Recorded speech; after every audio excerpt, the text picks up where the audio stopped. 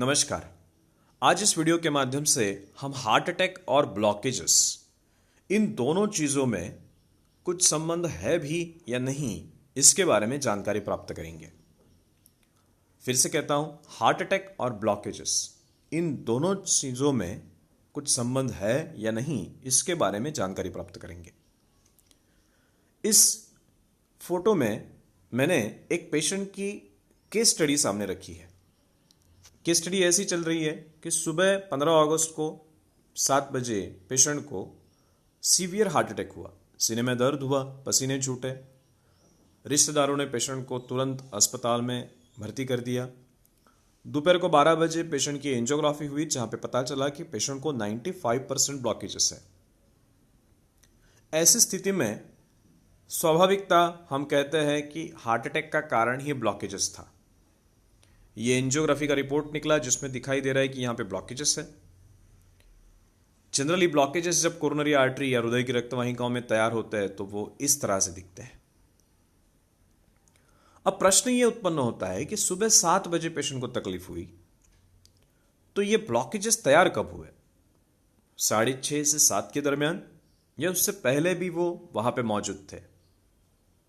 Research कहता है कि ये ब्लॉकेजेस हृदय की रक्तवाहिकाओं में जमने के लिए कम से कम 5 से 10 सालों का समय लगता है। यानी ये जो कुछ 95% ब्लॉकेजेस 15 अगस्त को दोपहर को 12 बजे एंजियोग्राफी करके पेशेंट के हृदय में ढूंढ के निकाले गए थे, वो ब्लॉकेजेस उस रक्तवाहिकाओं में पिछले 5 या 10 सालों से पड़े हुए हैं। तो प्रश्न ये है कि 15 अगस्त को सुबह 7 बजे ऐसा क्या हुआ जिसके वजह से पेशेंट को हार्ट अटैक आया? क्या ये ब्लॉकेज की वजह से ही हार्ट अटैक आया या और कुछ उसके पीछे कारण था? ये बात समझने लायक है कि 14 अगस्त को पेशेंट पूरी तरह से स्वस्थ था, एक नाइट फैमिली फंक्शन में था।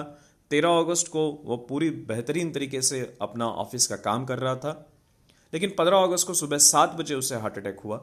एंजियोग्राफी में 95% ब्लॉकेजेस मिले जो यहाँ पे हमें दिख रहे हैं।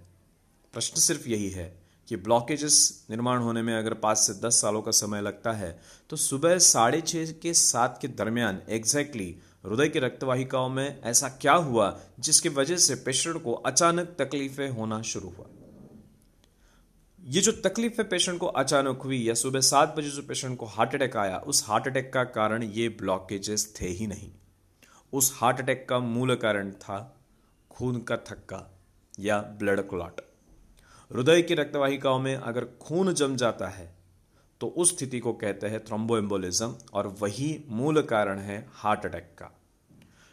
बहुत सी बार हम ये गलती कर बैठते हैं कि ब्लॉकेजेस और हार्ट अटैक को एक ही समझ बैठते हैं, लेकिन हार्ट अटैक यानी खून का थक्का जम जाना और ब्लॉकेजेस यानी हृदय की रक्तवाहिकाओं के अंदर चर्बी जम जाना, इन दोनों चीज़ों में बहुत ज़्यादा अंतर है।